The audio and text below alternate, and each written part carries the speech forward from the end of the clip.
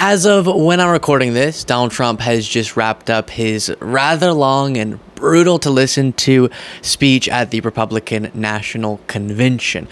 It's a little late now, but what I want to do is get out to you a breakdown that was done by myself and Jessiah from Pondering Politics in the live coverage that we did of it. And we sort of rapid fire right after the speech had concluded, fact check what he said and analyze what had just taken place. Now, that was good. A lot of good information there. So do watch it. And then we'll weave into it as you're watching some key moments that we reference so you get context if you tuned out, understandably so, from the speech because of how long it was. So here is myself, and you'll notice the format will be a little bit different because it comes from this live stream, and Jessiah crushing right after the lies that were espoused by Trump in his speech. Take a look. And quite simply put, we will very quickly make America great again. Are you ready? We put down guesses. 74% of people in my chat predicted that Trump would tell more than 50 lies. I think we got up there if you sort of count referencing lies. I'm going to go through 40. We'll see if I can do it quickly.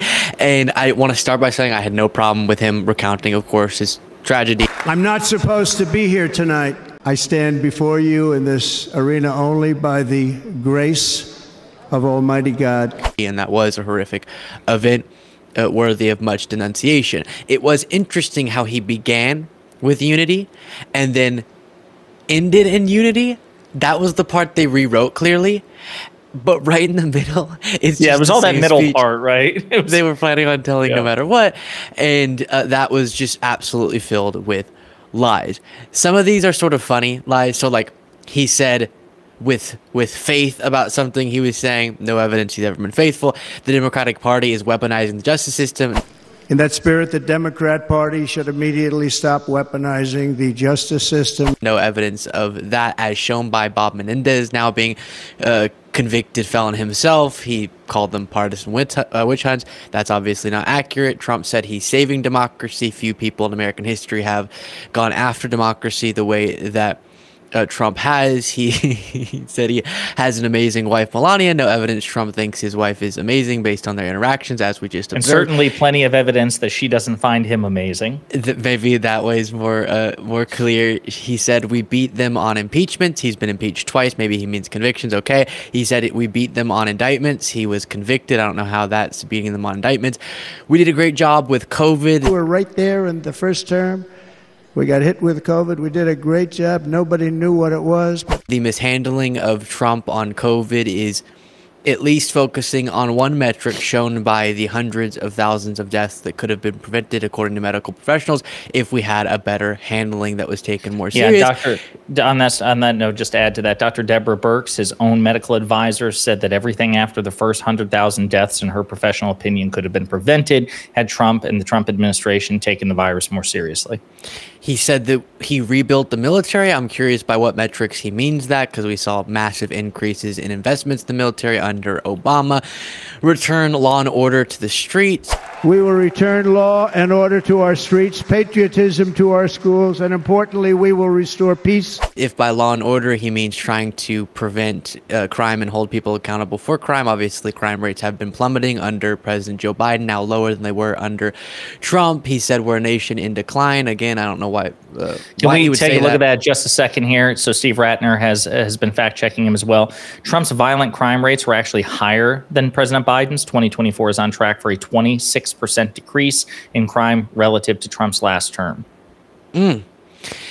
He said a bunch of stuff about the quote-unquote illegal immigration crisis. His rhetoric, obviously, on that is vile. But we should note, if we're talking about wanting to solve problems at the border, as Jessiah mentioned earlier, Trump has called for Republicans to essentially shoot down all solutions, even very conservative ones, to hurt Biden politically. He said, we will drill, baby, drill. I don't know how we drill more than we currently are, because right now we're breaking records, much more oil production in the United States than we saw even under Trump, hitting record highs for this country and for every country in the history of humanity. He said we'll start paying off debt. Can you believe what they're doing? But by doing that, we will lead a large-scale decline in prices. Prices will start to come down. Energy raised it. They took our energy policies and destroyed them. Then they immediately went back to them. But by that time, so much was lost. But we will do it at levels that nobody's ever seen before. And we'll end lots of different things. We'll start paying off debt and start lowering taxes even further. We gave you the largest tax cut. That's what he said going into his last term, and he added more to the debt than any president in American history. He said inflation is still high, I guess, and had a bunch of inflation talking points. Just as a reminder, inflation is now down close to that healthy economic figure where you want to have it, and wages are growing faster. To the extent that the Federal Reserve is actually now contemplating interest rate cuts for the first time in years. Also on that score, just with respect to debt, again, Steve Ratner's pointed this out, Trump added twice as much debt than President Biden in a similar 4-year term. And Trump promised that he would not only not add to the debt, but he would wipe out all the debt he'd inherited from previous presidents, from Obama all the way to President Washington.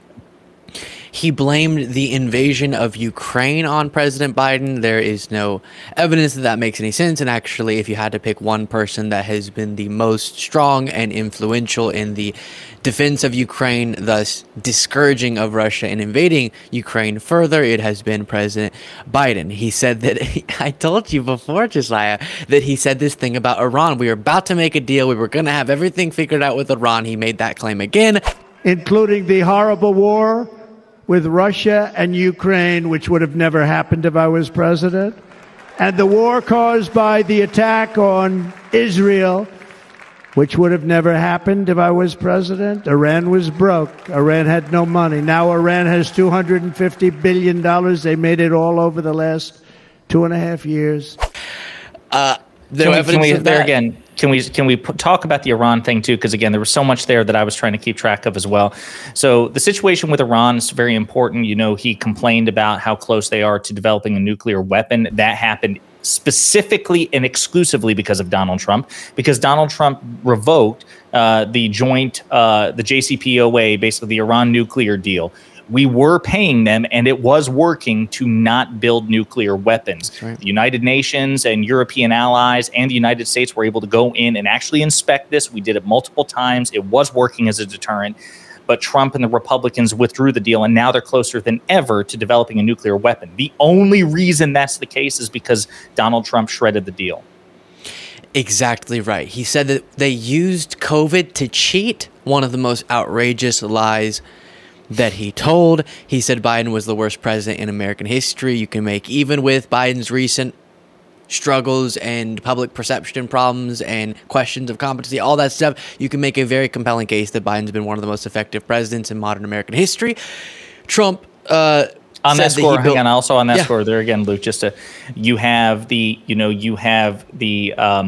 organization of American presidential scholars that get together routinely and carefully, forensically evaluate the presidencies. Again, going from Washington all the way to Biden, and Donald Trump is ranked dead last according to experts, people who understand presidencies infinitely better than anyone at the RNC.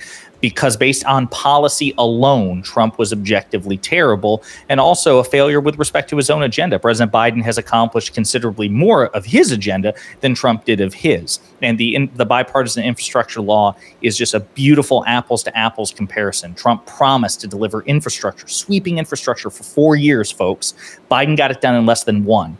So we're not talking about two different policies. We're talking about one policy that both men tried to tackle, and Trump failed in 4 years. Biden got it done less than 1. Biden is infinitely more competent than Trump. That's simply objective truth. Continue. Absolutely. Trump built the greatest economy in the history of the world. I don't even want to send us into that rant, Josiah. But obviously, if you're making the case for the economic metrics that Trump oversaw, you have to give most of the credit to the recovery we saw under Obama, and then also take note of the very metrics that he would be celebrating were the ones that we saw slowed progress from the economic projections that were being made as Obama left office. He said, on that note, real GDP growth, which is the single most important macroeconomic metric, it was higher under President Biden than Donald Trump. their employment. There are more people, there are more jobs than there are workers at the moment to fill those jobs. Employment is higher now than it was pre-pandemic. We have 6.5 million more jobs compared to pre-pandemic levels. So yes, everything Luke is saying is absolutely true. And just so you know, I don't know if you're making a gesture at me or anything. Right now I have this doc pulled up, so I wouldn't be able to see, so you can just keep jumping in. I'm loving it. Oh, no. Sorry. No. I'm gesturing because I talk with my hands, unfortunately. Oh, no, all good. I was just telling you, I haven't paused naturally. He said the world was at peace while he was president. I was the first president in modern times to start no new wars. Our opponents inherited a world at peace and turned it into a planet of war. We're in a planet of war. False. Yemen, Syria, even eastern Ukraine, talking about the invasion of Ukraine. If you look at sort of the thread to follow as we got to the full-scale invasion, you saw Russian-backed separatists causing ruckus and deaths there. Afghanistan, he promised to get out. Obviously, just like with all the things I mentioned before, it was going to happen.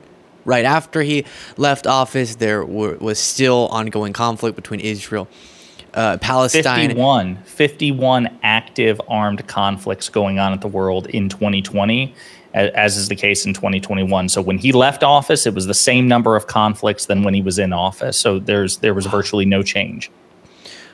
I didn't know that stat. Yeah. And just as a few other examples, way more innocent civilian casualties from drone strikes than Obama and Biden, and they made that process less transparent. Biden has brought those down significantly. More U.S. troops died, as Jessiah mentioned earlier, under him than Biden.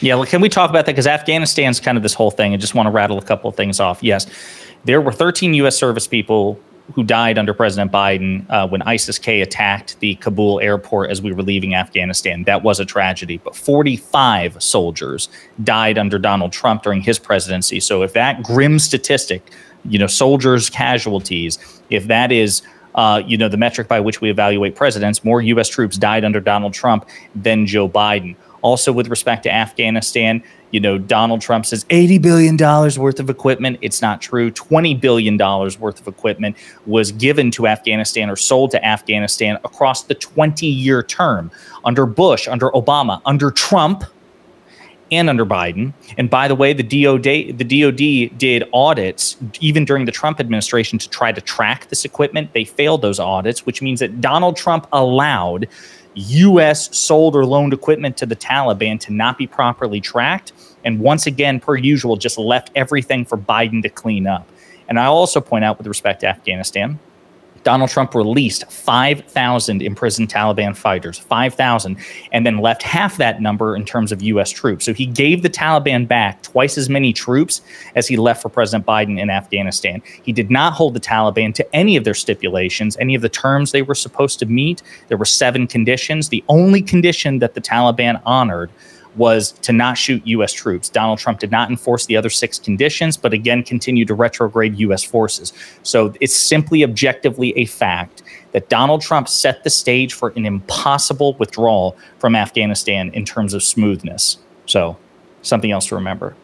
And one of the reasons I've stated before, with the tragedy that it was in our exit of Afghanistan, one of the reasons presidents before Biden didn't get it done like Trump after promising to, is because you're going to be informed on, and it was more disastrous than probably Biden thought it was going to be, but you're going to be informed on the logistical, potentially humanitarian nightmare that this is. But unless you think we should have stayed in Afghanistan forever, then Biden did what was a very difficult thing that other presidents couldn't because of the knowledge that it could turn out to be so disastrous. Trump said that we experienced the worst inflation ever in the United States under Biden. That's just not true. And we've talked about before, if you look at the spending and the supply chain problems and all these things that were happening under Trump leading into Biden, just like we saw in countries around the world post-pandemic, we were going to have inflation. And I think the rapid decrease in those rates is something that you could credit not just to Biden, but to some of these efforts across different entities and individuals. Americans, you mentioned earlier, Jessiah, the high employment numbers under Biden. I'm getting sleepy too. And Trump said that Americans are being squeezed out of the labor force by undocumented. We're seeing so much, I think record high and near full employment. So that just could not be more false. Our labor force participation for prime workers is high under Biden than it ever was under Donald Trump. It's the highest it's been since President Bush.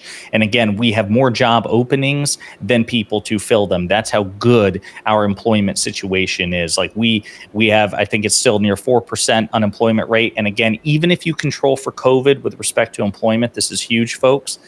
Biden still has a better jobs record than Trump. Yep. Joe Biden, if you break it down, my monthly averages, it's 162,000 jobs created per month under Donald Trump, controlling for COVID, and 280,000 jobs per month created under President Biden, also controlling for COVID. Biden is the winner.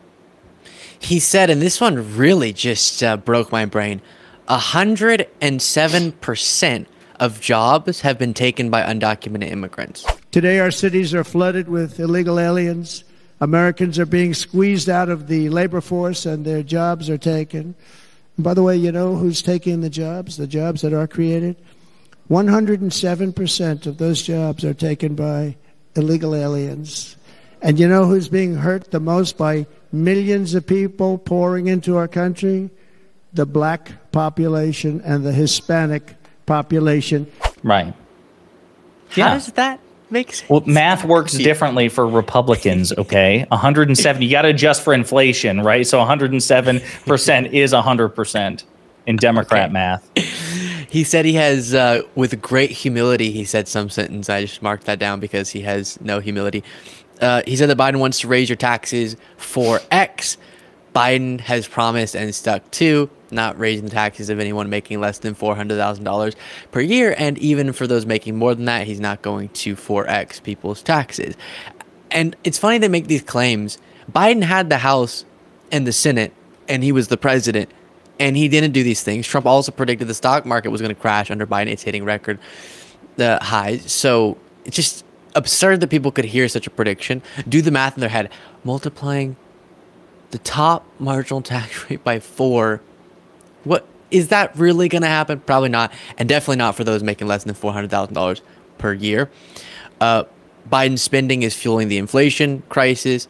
Inflation has been plummeting, as we talked about earlier. And if we're talking about spending, if we are blaming, even though there's more factors than just this, inflation on the spending, Trump was doing Trump even spent more. Trump that. just spent twice as much as Biden did. Trump, by the way, deficit spent all 4 years in office. This idea that he only did ludicrous, extraordinary, extravagant, profligate spending because of COVID is simply not true. He deficit spent in year 1, year 2, year 3, and yes, year 4 during COVID.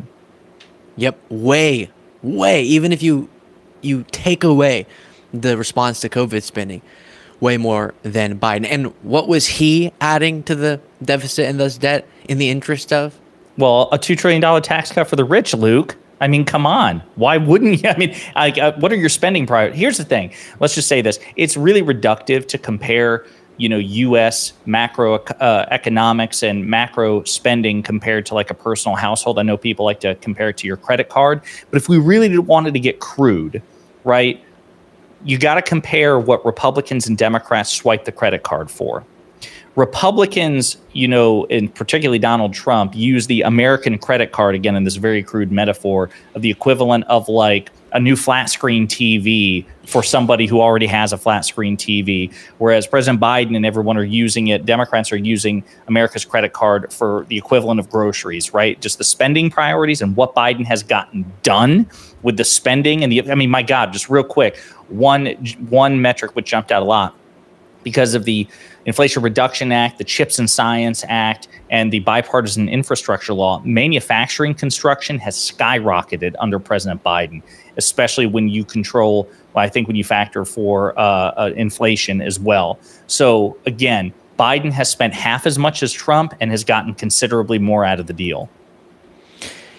He floated potentially putting a tariff of 100 to 200% on any foreign cars, which, if you're trying to get inflation down, that plus the 10% tariff across the board that he's interested in, you're doing the exact wrong thing. He did talk about the Green New scam, referring to the Green New Deal, having all these impacts on this, that, and the other thing, which makes no sense given that it hasn't been passed or signed into law. And Biden's green energy policies are in the interest of trying to make sure we do have manufacturing here in the United States. Massive numbers of jobs. We will take over the auto industry again, and many, many hundreds of thousands of jobs. We lost so many jobs over the years. If you go back 20, 25 years, they've stolen, going to China and Mexico, about 68% of our auto industry manufacturing jobs. We're going to get them all back. We're going to get them all back, every one of them. Manufacturing also, as was mentioned by Biden. Oh my gosh, it happened again. By Jessiah. Refer to me as the president. No. I keep reading Biden on this doc, and my sleepy brain just goes whoosh. Yeah. We've seen a job boom in that sector under Biden. Trump said he's up 14 points in Nevada. In reality, he's up 5.5 points in the average of polls, according to 538, which is sort of uncomfortable even as is. But let's see here. I got to skip through some of these. This is getting a little bit too much. I did take note that he brought up Hannibal Lecter again. You know, the press is always on me because I say this. Has anyone seen Silence of the Lambs?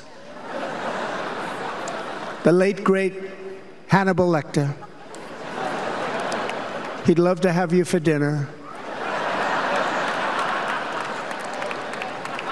That's Insane Asylum. The late, great Hannibal, who, by the way, did not die in any of the films or the TV show. Like, I don't understand the late. Anthony Hopkins and Mad Mikkelsen are still alive, so I don't know. The character's alive, the actor's alive. Who killed Hannibal Lecter? Well, when the movies are done, then they're dead, I guess is I guess how he's true. Touche, out sir. Of sight, out of mind. Yeah. He told a story about cutting economic aid off to certain countries as leverage to get them to receive undocumented immigrants. I just sort of marked that as that's almost certainly false when he tells these stories. And they came to me, they said, "Sir, I never noticed how handsome you were. We'll be receiving all the undocumented immigrants." That's probably false.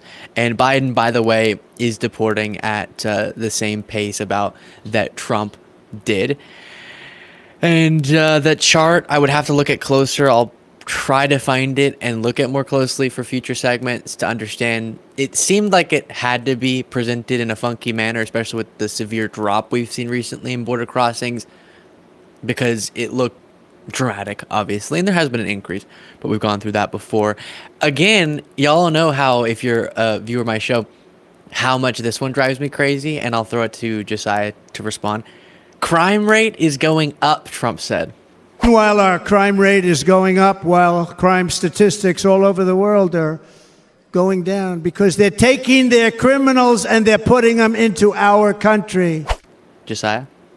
Yeah, it's just simply not true. Again, we talked about this in one of the, 80 minutes ago when we began these fact checks. That was one of the first things that Luke and I mentioned, was that crime rate is actually declining. Overall, it was higher under Donald Trump. We're on track for a 26% decrease in violent crime in particular, and even property crime as well.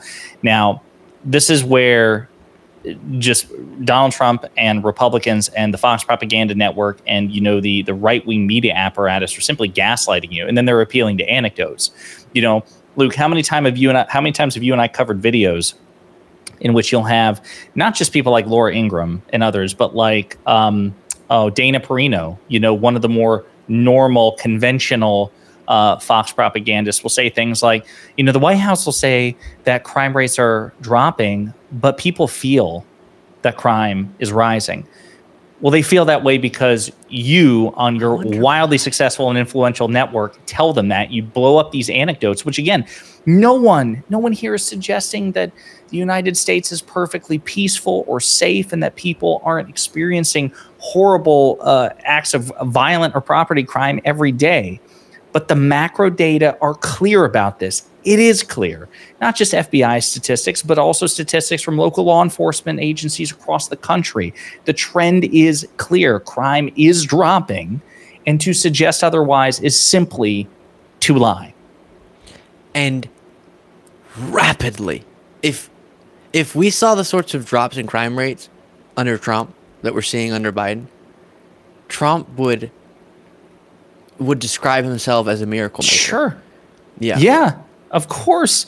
I mean, I made this post earlier too, because listen, You know me, Luke, you and I are friends. We're not just a colleague, we're friends. So you know this about me. I'm a cynic by nature. You're a bit more optimistic. I think it's entirely possible that we lose this election. And, hopefully we won't. We need to work like hell to make that not happen. The election is 3.5 months away. There's still time. Listen, as another political commentator, Steve Shives, who's a good guy, you should check out his video essays, as he says, when we turn up, we win. There are more of us than there are of them. The anti-Trump coalition is bigger and has been bigger always than the Trump coalition. So we can win if we want to. We just got to turn up. That aside, there's a possibility that we don't and Trump wins. And it is staggering, Luke, to consider what Trump might inherit if he wins. You know what I'm saying? And what he will take credit for.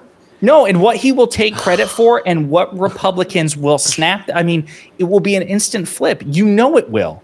The data shows it will. Paul Krugman, a Nobel Prize winning economist, has looked at this. The partisanship bias in perceptions of the economy. Yes, Democrats are guilty of it too, but Republicans much more so, according to the data. If Trump wins the election and the economy continues as it has been under President Biden, within weeks of Trump winning, Republican perception on the economy will switch. I don't know about you, but that's so despairing. About a year in, if not sooner, if Trump were to win, he will point to the metrics that were probably just the same or slightly worse, or at least projected based on the economy Biden would have handed him. And he'll point to those metrics and say it's because he's a genius. And the low crime rate, see, law and order, baby. Forget the massive spike at the end of my presidency the first time. This is my record because it was handed to me. Just like a good situation was handed to him by Obama. And this is not, I just want to note, and then we can wrap this up because I know I'm about to fall down into a slumber. This is not, let's just figure out how, there's always sort of a Democrat, Republican, Democrat. So good things were just because of the previous one. We're talking about hard metrics that we've reviewed on the show before. Josiah and I have gone over before, economically, for example. And whenever Republicans try to tell these stories about the Republican overseeing of economies being better than Democrats, they have to do so in a fact-free way because all the facts are on the side of the exact opposite conclusion. So remember that last century, way better economic performance under Democrats, and just so often what we see is crises handed to Democrats, recoveries overseen by Democrats, and then a recovered situation handed to Republicans, and then often crises start again. So it's crazy to me, and that's why I don't even want to think about it. We just need to win this election so we don't have to go through that. To know exactly what you're saying is 100% true, which is all of the progress that has been made almost day one will be attributed to the success of Republicans if they were to get into power after pretending like that progress wasn't made. And that is heartbreaking, dishonest, but fully expected. Yeah, no, again, that has been modern American economic history. And it's so stunning. And it goes back to what we've talked about before, not just how Republicans enjoy such a colossal media advantage in perception because they have a turnkey propaganda apparatus just chugging this stuff out. But also it's like one of those things that they come into office, they leave a mess. And because the cleanup by the subsequent Democrats is tough, right? People are and have struggled and it's not easy. Then it's human nature to blame whoever the sitting president is. And so you're like, screw it, I'll get the opposite in. And so you go back to a Republican and then the whole thing repeats. It's a cycle we must break. Folks, regardless of what happens with President Biden, I understand that there's people in chat are talking about it, persistent rumors that he may end up dropping out. I would argue if you're an eligible voter, it is in your best interest and the best interest of your loved ones and the best interest of your nation to break the cycle by not voting in another Republican president. Otherwise, this will continue to persist. And also consider Trump's Project 2025 because they've recognized, they understand the electoral L's that they have accumulated, the defeats in 2018, 2020, 2021, 2022, 2023. They understand that they have so many advantages, but what they don't have are the numbers and the popularity. They know that. So they're shoring up their weaknesses. They're going to do a full court press if Trump wins the presidency, if they keep the House, and if they get the Senate, which is very possible if we don't turn up. And then you have to factor in the Supreme Court of the United States just cut Donald Trump a blank check effectively if he becomes president again, because the threat of criminal liability is no longer on the table. It was bad enough when we experienced this before with other Republican presidents who were always less preferable to their Democratic counterparts. It was bad. It was even worse when Trump won in 2016. But based on what we've seen and based on what we've heard from this man, remember, this is his unity message, folks. This was his unity message. It's going to get worse still. So for everything that Luke is describing and I'm describing as well, not just with respect to the economy, but democracy as a whole, we still have a chance to defeat this man and his party, and we've got to do it at the ballot box in November. Could not have said it better myself. So my closing analysis is Trump tried at the beginning and end in a pretty vapid way. Again, not talking about him reviewing the tragedy. We give respect to that. But just with his words, just trying to say I'm for unity. In an age when our politics too often divide us, now is the time to remember that we are all fellow citizens. We are one nation under God, indivisible, with liberty and justice for all. But nothing's more divisive than spewing dozens of lies, insulting the American people, thinking that you can convince them of things that are not true. Nothing's more divisive than that.